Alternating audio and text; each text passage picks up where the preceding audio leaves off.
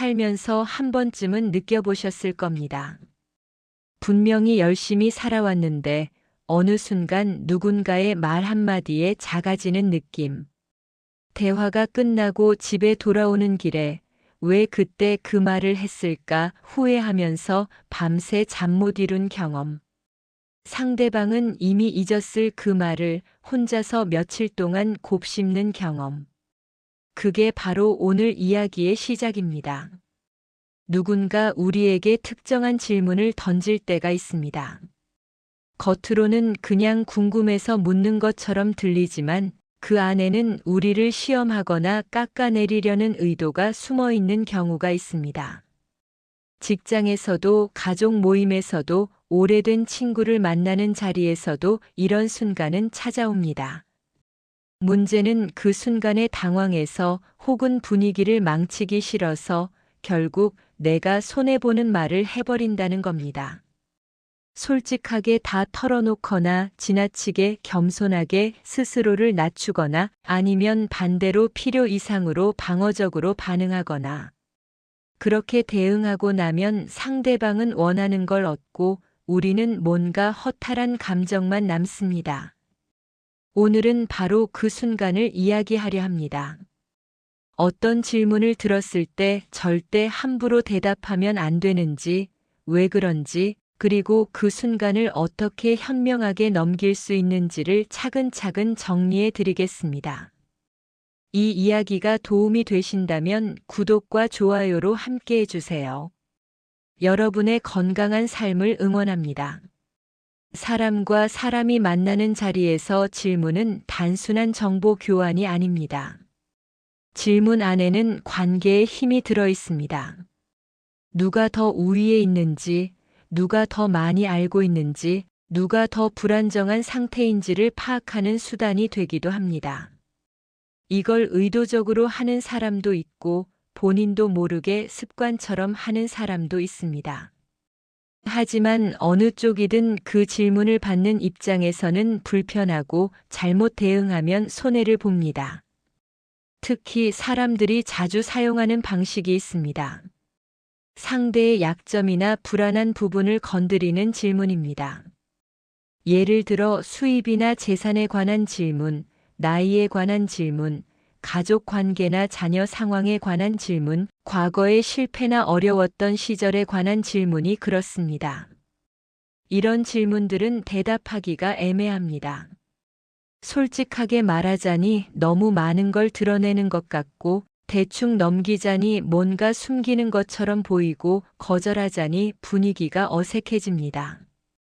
그 애매함 속에서 대부분의 사람들은 결국 원하지 않는 정보를 흘리게 됩니다. 그리고 그 정보는 나중에 우리를 불편하게 만드는 방식으로 돌아옵니다. 중요한 건 이겁니다. 그 질문이 악의에서 나왔든 순수한 호기심에서 나왔든 대답 여부는 전적으로 내가 결정할 수 있다는 사실입니다. 상대가 물었다고 해서 반드시 대답해야 하는 의무는 없습니다. 그런데도 많은 분들이 마치 대답을 안 하면 예의가 없는 것처럼 혹은 뭔가 나쁜 걸 숨기는 것처럼 느껴서 대답해 버립니다. 그 심리적 압박감을 이해하고 거기서 자유로워지는 것, 그게 오늘 이야기의 핵심입니다. 지금까지는 왜 특정 질문이 우리를 불편하게 만드는지 그 구조를 살펴봤습니다. 다음은 실제로 어떤 질문들이 그런 역할을 하는지 구체적으로 짚어보겠습니다. 첫 번째는 돈과 관련된 질문입니다. 얼마 버세요? 집은 본인 거예요? 노후 준비는 어느 정도 되셨어요? 이런 말들입니다. 가까운 사이라면 자연스럽게 나올 수 있는 대화이기도 하지만 별로 친하지 않은 사람이 이런 걸 물어볼 때는 조심해야 합니다. 재산 상황을 드러내면 불필요한 부탁이나 비교 또는 질투의 대상이 될 수 있습니다. 반대로 어렵다고 말하면 약자로 보이거나 무시당하는 빌미가 되기도 합니다. 어느 쪽으로 대답해도 손해가 날 수 있는 질문입니다. 두 번째는 건강이나 나이에 관한 질문입니다. 몇 살이세요? 어디 편찮으신 데 없으세요? 요즘 기억력은 괜찮으세요? 이런 질문은 겉으로는 걱정하는 것처럼 들리지만 실제로는 상대가 나를 어떤 범주에 넣으려는 시도일 수 있습니다. 나이를 말하는 순간 상대는 그 숫자에 맞는 틀을 씌우기 시작합니다. 그 틀 안에서 우리는 할 수 없는 사람이 되거나 이미 지난 사람이 됩니다. 세 번째는 과거의 실패나 후회에 관한 질문입니다. 그때 왜 그렇게 하셨어요?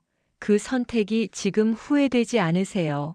다시 하신다면 어떻게 하실 것 같아요? 이런 질문을 받으면 많은 분들이 솔직하게 자책하거나 변명하듯 설명하게 됩니다. 그런데 그 대답이 길어질수록 상대방에게는 내 약한 부분이 더 많이 보입니다. 네 번째는 인간관계에 관한 질문입니다. 자녀분이랑 사이가 어떠세요? 형제분들이랑은 잘 지내시나요? 예전 친구들이랑은 연락하세요? 이 질문들은 나의 지지 기반이 얼마나 탄탄한지를 파악하려는 의도가 담길 수 있습니다. 관계가 좋다고 하면 별것 아닌 듯 넘어가고 관계가 어렵다고 하면 그걸 약점으로 활용하려는 사람이 있습니다. 이런 질문들의 공통점이 하나 있습니다.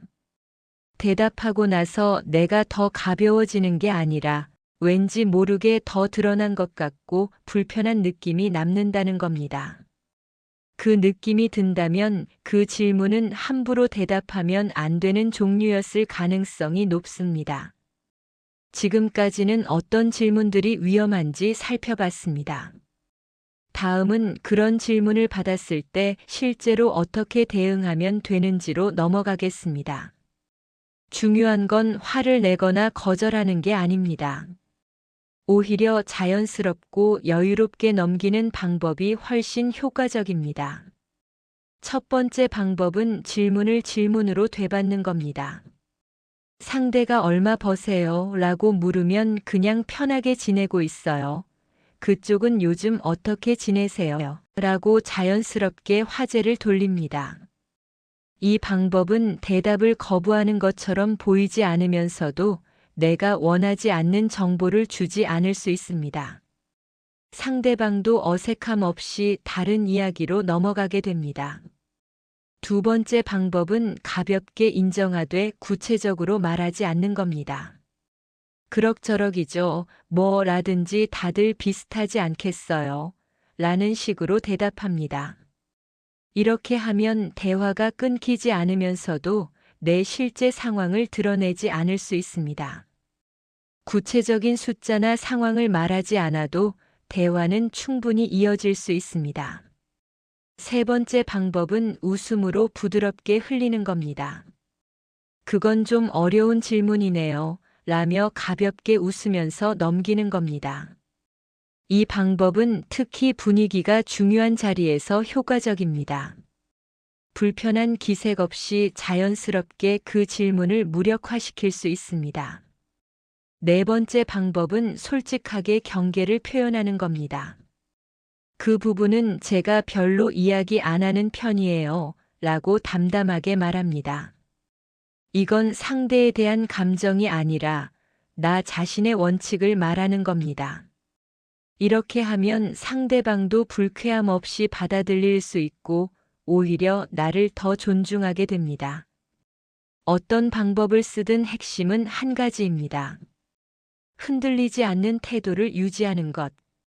대답을 안 한다고 미안할 필요가 없습니다.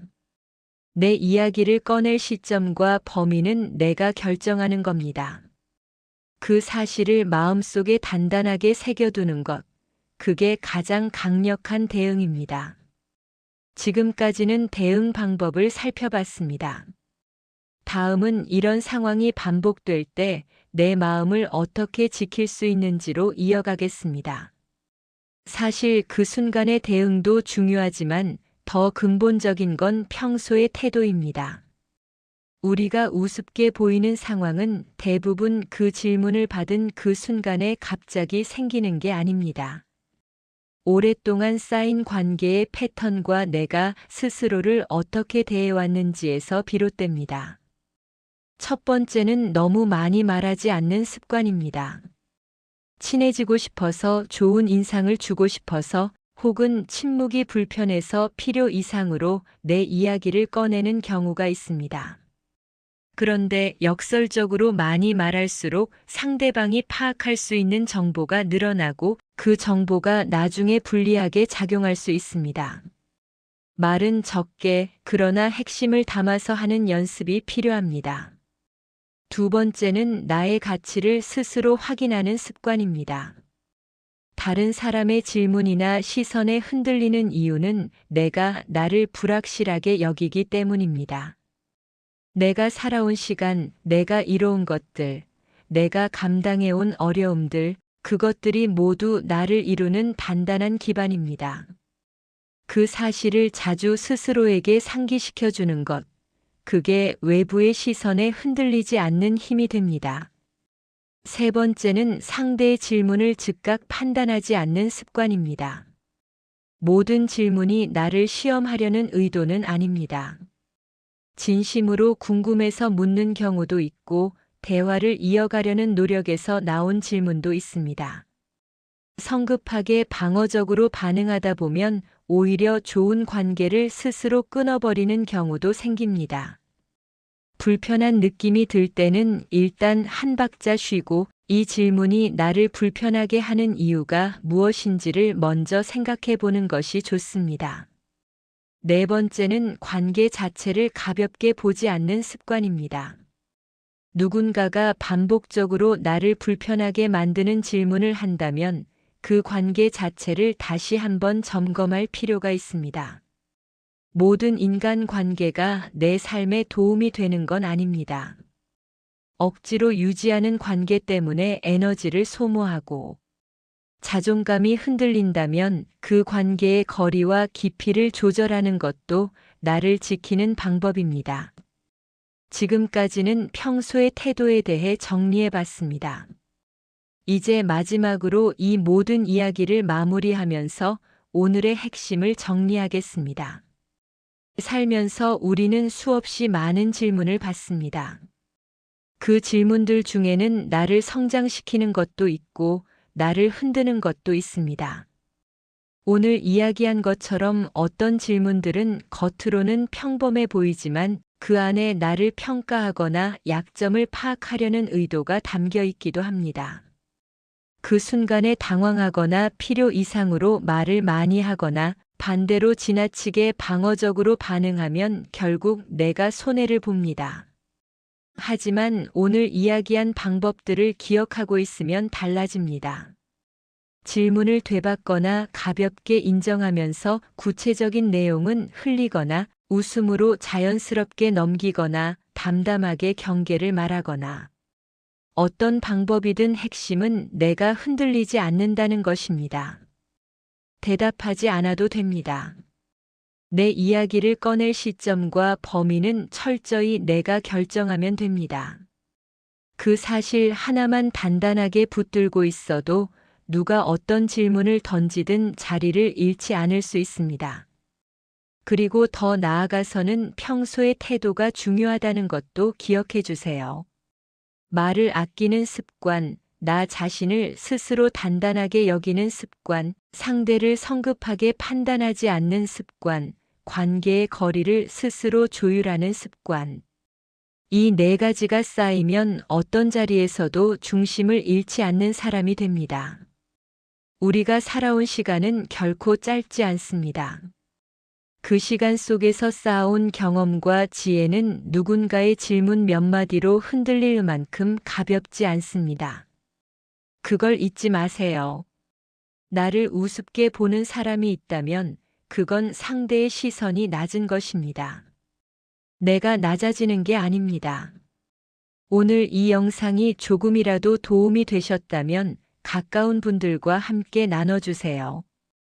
다음 영상에서도 살아가는데 실질적으로 도움이 되는 이야기로 찾아오겠습니다. 영상이 도움이 되셨다면 구독과 좋아요로 함께 해주세요. 여러분의 건강한 삶을 응원합니다.